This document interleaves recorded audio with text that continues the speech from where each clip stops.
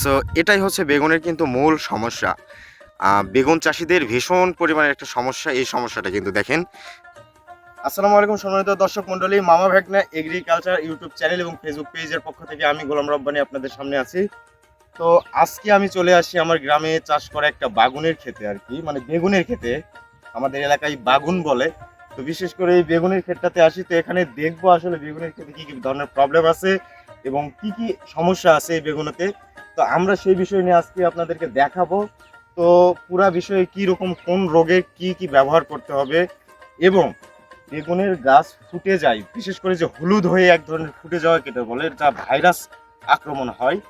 তো এই বেগুনের গাছের মাথার পাতা হলুদ হয়ে যাওয়ার কারণটা কি, এবং এর টোটালি পরিত্রাণ পাওয়ার জন্য এটা থেকে কি করা যায়, কি কি করণীয় আছে, সকল কিছু নিয়ে আজকে বিস্তারিত আলোচনা করে আপনাদেরকে দেখাবো।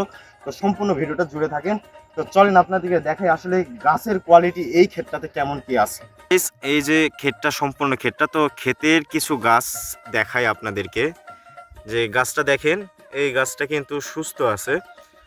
আরেকটা এখানেই গাছ দেখায়, পার্শ্ববর্তী গাছ, যেটাকে দেখে আপনারা বুঝতে পারতেছেন যে গাছের কোয়ালিটিটা কীরকম।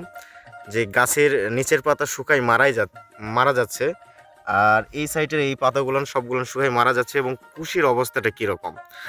তো গাইজ, এইটা আসলে মূলত এই যেটা হয়েছে, এটা হচ্ছে গাছের একটা পচন থেকে আর কি। এটা গোড়ার দিকে আর কি পচনটা আছে, সেখান থেকে এই গাছের পচনটা শুরু হয়ে গেছে, এবং এই গাছটা বাঁচার সম্ভাবনা এখন খুবই কম।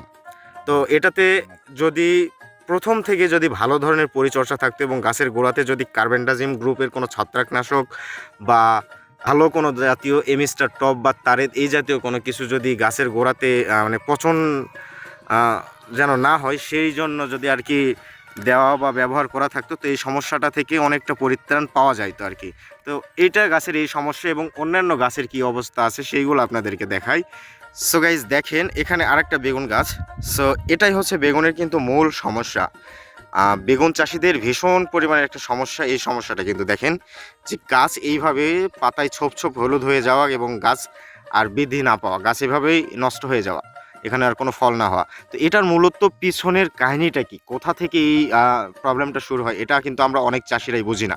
আমরা মনে করি এটা মাকড় বা বীজজনিত কোনো কারণ, এই জাতীয় বিষয় আমরা মনে করে এই গাছগুলা কিন্তু এরকম হয়ে যায়। কিন্তু আসলে মূলত এইটা না, এটা মাকড়ের জন্য না, বা এই বীজবাহিত জন্য না। এটার মূলত যে সমস্যাটা হয়, এটা হচ্ছে এক ধরনের পোকা থেকেই হয়, যে এটা হচ্ছে সাদামাছি আর কি। এই সাদামাছির আক্রমণের থেকেই কিন্তু এই গাছগুলান এরকম হলুদ হয়ে যায়। হ্যাঁ, এটা কিন্তু মাকড়জনিত কোনো কারণ না। সো এখন ব্যাপারটা হচ্ছে যে এই সাদামাছিগুলান কি করে, এই সাদামাছিগুলান দেখবেন যে ছোট ছোট আর কি। হ্যাঁ, এগুলো একদম অনেক ছোট ছোট থাকে। এটা খালি চোখে মানে দেখতে গেলে আপনি দিনের বেলায় দেখতে পাবেন না, রাতের বেলায় দেখতে হবে। গাছের পাতা উল্টাইলে এই পাশে দেখতে পাবেন যে ছোট ছোট সাদা সাদা কি জানি একটা দেখা যায় আর কি। সো ওইগুলো হচ্ছে সাদামাছি। ওই সাদামাছিগুলো যখন পাতার নিচে বসে রসটা চষার পরেই কিন্তু এই পাতাতে এক ধরনের ভাইরাসের সৃষ্টি হয়। দেন এই আস্তে আস্তে গাছটা কিন্তু এই রকম পরিণতি ধারণ করে। হ্যাঁ, এটা মাকড়বাহিত কারণে না। সো এইটা বুঝতে পারলেন। আর এইখানে দেখেন গাছ ভালো কিন্তু আছে। তো এই গাছটা কিন্তু সমস্যা নাই, কিন্তু এই গাছটাতে এরকম হয়ে গেছে। তো এই গাছটা জমিতে না রাখাই বেস্ট, এটা উঠাই ফেলাই দেওয়াই ভালো। একটা প্রাথমিক আর কি যেটা সাজেশন, এটা না রাখাই ভালো, কারণ এটার জন্য অন্য গাছগুলোতেও সমস্যা সংক্রমণ হইতে পারে, কারণ এটা ভাইরাস জনিত একটা রোগ।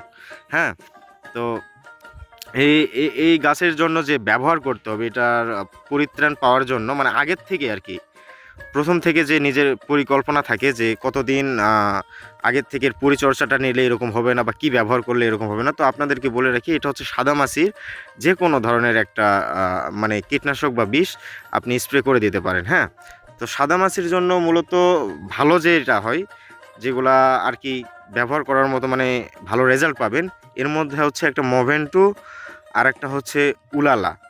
হ্যাঁ, মোভেন্টু আর উলালা, এই দুইটা এই দুইটার ভিতর যে কোনো একটা ব্যবহার করলে মনে হয় আমার কাছে ভালো রেজাল্ট পাওয়া যায়। টেমপেস্টও ভালো কাজ করে। তো টেমপেস্ট আপনারা ইউজ করতে পারবেন। আর মোটামুটি এইটা আপনারা প্রথম থেকে ইউজ করবেন 7 দিন পর পর ইউজের একটা, প্রথমে যখন ছোট গাছ থাকে তখন একটা বয়স অনুযায়ী।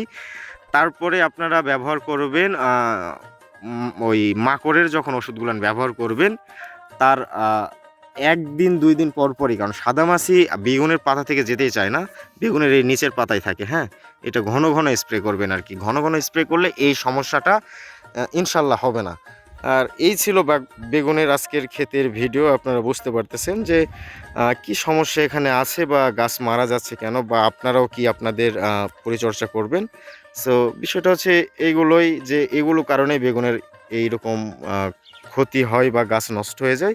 আদারওয়াইজ তেমন বিশেষ কোনো প্রবলেম নাই। যে মাকড়ের যেগুলো আপনারা ব্যবহার করেন ওইটা তো ব্যবহার করবেনই, এবং ওই ফল ছিদ্রকারীর জন্য যে বেগুনের সব থেকে আক্রমণকারী একটা পোকা হচ্ছে যে বেগুনের ফল ছিদ্রকারী। তো এই ফল ছিদ্রকারী পোকার ক্ষেত্রে আপনারা ওই অ্যামামেকটিন বেনজেট গ্রুপের ব্যবহার করবেন, বা একটু ভালো যদি আর কি মানে রেজাল্ট নিতে চান যে একবারে যেন নাই হয়ে যায়, সো সেক্ষেত্রে পেনজেল ব্যবহার করা যেতে পারে। তবে পেনজেলটা খুবই পরিমাণে কম ব্যবহার করতে হবে, কারণ এখানে সাইপারমেথিন প্লাস বেটা সাইপারমেথিন আছে। তো এটা খুবই কম পরিমাণে একটু ব্যবহার করবেন। মানে দেখা যাচ্ছে যে প্যাকেটের গায়ের মাত্রাতে দেখা যাচ্ছে যে 5 দিতে হবে, তো সেখানে আপনি 2.5 ব্যবহার করবেন। এইভাবে ব্যবহার করে আপনারা দিতে পারবেন, ইনশাল্লাহ ওইটাও সমাধান হয়ে যাবে। বা সিনজেন্টার আলিকা মনে হয় পাওয়া যায়, আলিকা খুব ভালো কাজ করে আর কি বেগুনের জন্য। তো এই ছিল আজকের ভিডিও। সবাই ভালো থাকেন, সুস্থ থাকেন। দেখা হচ্ছে পরবর্তী কোনো ভিডিওতে, পরবর্তী কোনো ইন্টারেস্টিং টপিক নিয়ে। আল্লাহ হাফেজ।